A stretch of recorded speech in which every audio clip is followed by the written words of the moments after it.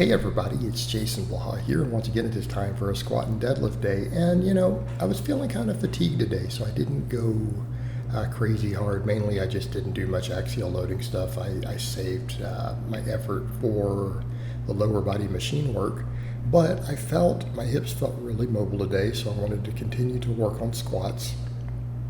And I feel like I'm getting to a point where I'm getting pretty deep again. Getting somewhat happy with it. I do think one of the things I'm going to work with eventually, trying to get into a better low par position up top, because again, I've noticed at this point, as I've gotten older, my shoulder mobility isn't as good, and it's something I need to continue to work on. I'm able to at least get the bar into a decent position, but notice I can't grip the bar all the way around. I might mess a little bit with my monolift and go to a super, super wide grip. I have the upper back strength for it. All right, this work set though, decently happy with the depth today. It's probably the deepest I've gotten using this weight. It's hard to tell from this angle though, but when I took a screenshot and took a screenshot of me at the bottom, it actually looked right like it would pass. If I go off other stuff I have, but I'm going to continue to work on getting deeper there. But that set wasn't crazy hard. I was very happy with it though.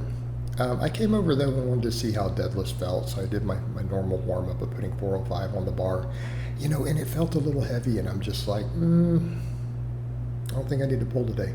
I think I need to listen to my body, pay attention to my recovery. And instead of loading my spine with a bunch of extra weight today, because we've been training pretty hard, some minor adjustments in diet, I need to get recovery back on point. Let's just really work the machine lower body stuff.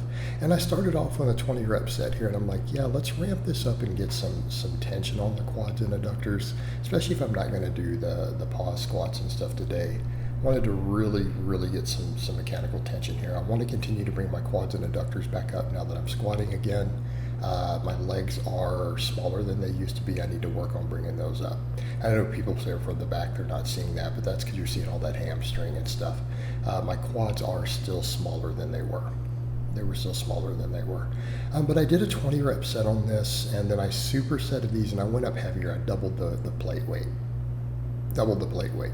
And it's hard to assess because of the heavy arm, and on a machine like this, how much real weight you're getting. It's very difficult to assess because that whole arm weighs 55 pounds, but again, it's hard to really tell. So all we can go off of is the machine weight that we had. Full disclosure here, my camera didn't record one of the sets of reverse hypers, so I did loop so that it flowed for the way the workout actually looked. I did loop one of them twice.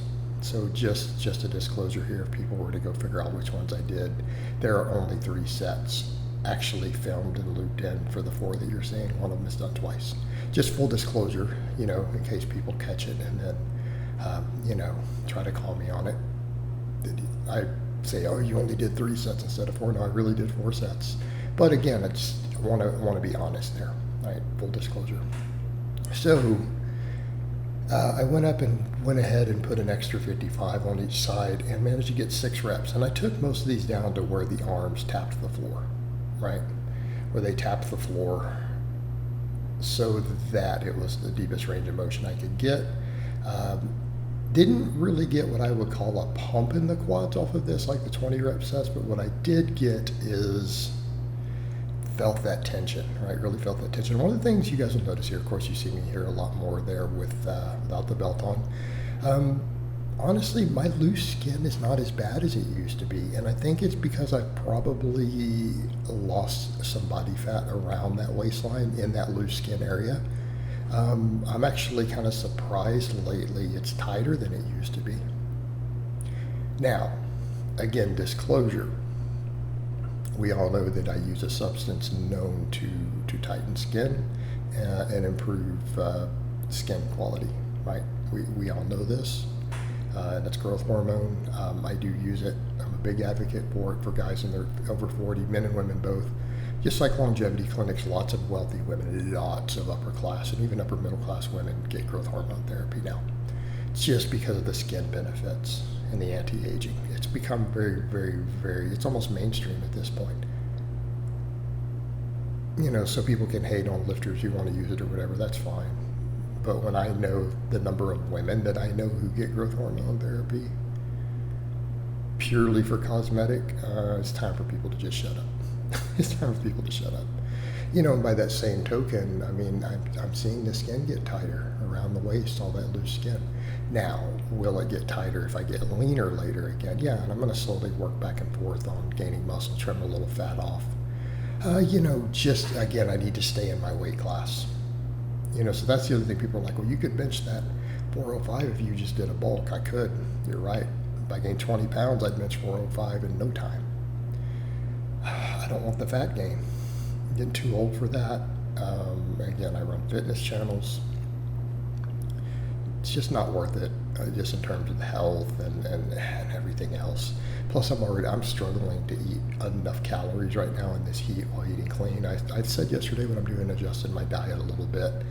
I need to make some changes.